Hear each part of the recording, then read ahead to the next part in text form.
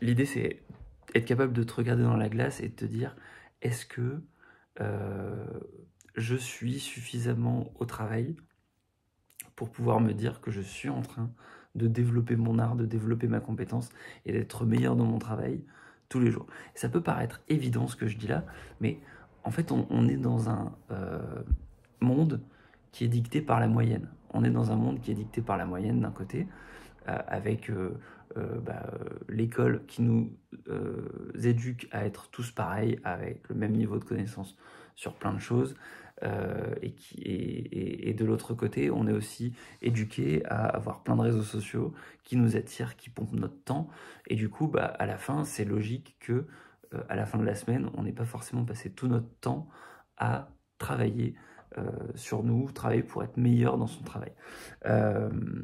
Moi, j'ai réfléchi un petit peu et je me dis qu'il y a plusieurs points importants là-dessus, sur cette question-là. Le premier point, c'est de se dire que cette question, elle est importante parce que notre temps est limité de base. Donc, il est limité par notre durée de vie. À tout moment, on peut disparaître. C'est quand même dommage de te dire que du jour au lendemain, tu peux partir et que tu n'as pas été au bout de ta démarche. Alors, évidemment, personnel, de toute évidence, mais professionnel aussi. En fait, c'est qu'on n'en parle jamais, mais c'est quand même dommage de se dire que tu pars et t'as pas été au maximum de ce que tu pouvais produire professionnellement.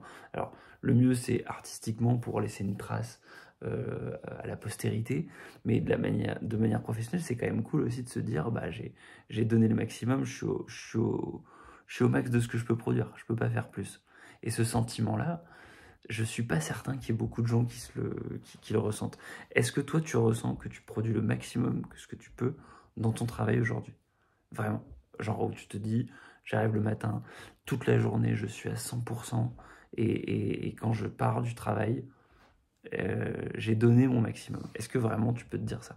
Si oui, dis-le en commentaire et explique-moi parce que je pense que c'est difficile.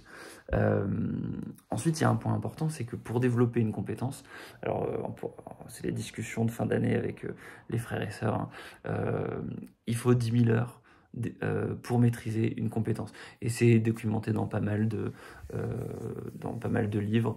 Je crois que c'est Malcolm Gladwell qui en parle dans le livre Outliers. C'est aussi Steve, qui est un gros développement personnel que tu peux trouver sur YouTube, qui en parle. Donc 10 000 heures pour devenir un expert sur un sujet. J'ai fait un petit calcul rapide. Imagine que tu cherches à développer un petit passe-temps, un sport que tu vas pratiquer 2 heures par semaine. Du coup, il y a 50 semaines dans l'année. Donc imaginons que, tu as les vacances, mais imaginons que tu pratiques ce sport 2 heures dans l'année, 2 heures par semaine toute l'année. Ça te fait du coup 100 heures 50 semaines fois 2 heures de sport, ça te fait 100 heures dans l'année.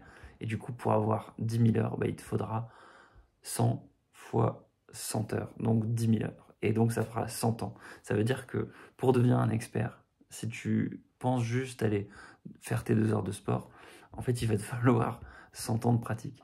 Et personne va pratiquer un sport pendant 100 ans, 2 heures par semaine. C'est extrêmement rare, parce que ça voudrait dire le faire depuis ta naissance, ce qui ne se fait pas en général. Donc on comprend bien la notion du manque à gagner de ne pas pratiquer sa compétence au maximum, avec ce risque d'être happé par plein d'autres choses, et ce risque du coup de ne pas chercher à concentrer, à l'inverse, ces 100 ans de pratique, à essayer de les concentrer en moins de temps. Imagine que du coup maintenant, au lieu de le faire, cette pratique ponctuelle de 2 heures par semaine, comme c'est ton travail, tu vas le faire maintenant tous les jours, non-stop. Tous les jours, tu te dis, je travaille 2 heures sur ma compétence. Pour arriver du coup à tes 10 000 heures, il faut que tu vas le faire 100 encore fois, 100 fois 50 jours fois 2 heures, ça te fera 5000 jours. Et 5000 jours, divisé par 365, ça fait à peu près 13,7 ans. Donc, en pratiquant quelque chose 2 heures par jour, il te faudra 13 ans et demi à peu près, pour devenir expert d'un truc. Donc, ça en fait, c'est ce petit calcul-là, le but, c'est essayer de te donner un peu une injonction à la réflexion et à être saisi par l'urgence de s'affairer à cette tâche à cette tâche de travailler sur ta compétence, essayer de développer une addiction là-dessus. Je crois que c'est Vicente Lizarazu qui souffre de bigorexie, c'est l'addiction au sport. Bah, en fait, développer une addiction au sport ou développer une addiction à une compétence, je pense que c'est la meilleure chose qui puisse t'arriver pour essayer d'occulter tous les réseaux sociaux, toutes ces addictions, toutes ces applications qui nous poussent à regarder notre téléphone pour pouvoir essayer de développer un shot de dopamine sur la compétence qui nous intéresse. Et je pense que c'est ça qui fait que les gens arrivent à développer une forme d'expertise incroyable sur un sujet. Et voilà, je pense que c'est ça. J'aimerais bien avoir ton avis en commentaire sur ce truc-là. Mais c'est évident que du coup, si tu as une compétence particulière, que tu réfléchis à 3 à 5 fondamentaux, que tu essaies de trouver ces 3 à 5 fondamentaux, et que tu te dis, je vais travailler tous les jours 20-30 minutes, chacun de ces fondamentaux, pour à la fin arriver à un travail de 2 heures. Mais tu prends le taf de commercial, c'est être capable de poser des questions excellentes pour mener une discussion, être capable de mener une négociation, être capable de présenter un produit.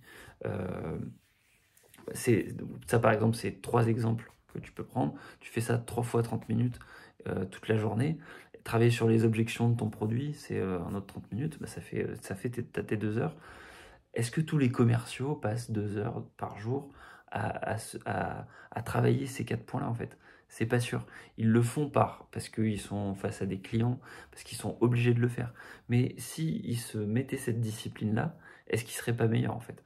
Donc, l'idée, c'est peut-être de cette vidéo, c'est de te donner ces chiffres-là pour essayer de te montrer qu'il y a un vrai manque à gagner à ne pas faire ce travail-là. Parce que sur le court terme, tu te rends pas compte du manque à gagner, puisque tu te dis, bon, bah ça va, j'ai quand même fourni un certain travail. Ce travail, il est beaucoup plus élevé que celui que j'ai fourni la semaine dernière. Donc, je peux me permettre du coup de le repousser à la semaine d'après. Mais le problème, c'est que chaque journée que tu passes à ne pas le faire, bah, en fait, ça t'empêche d'arriver à ton objectif de développer ton expertise sur 13 ans. Et ça, 13 ans, c'est déjà énorme. Donc, si tu arrives à développer comme ça des petits hacks pour te motiver à te pousser là-dessus, c'est là où je pense qu'il peut vraiment y avoir des résultats assez importants pour se motiver finalement dans son quotidien. Et moi, je pense que c'est quelque chose que j'ai voulu faire avec Active Worker cette année, en me disant tous les jours, j'essaie de passer au moins le temps d'enregistrement de la vidéo, le temps de réflexion avant. Et la réalité, c'est que j'ai pas passé 2 heures par jour cette année.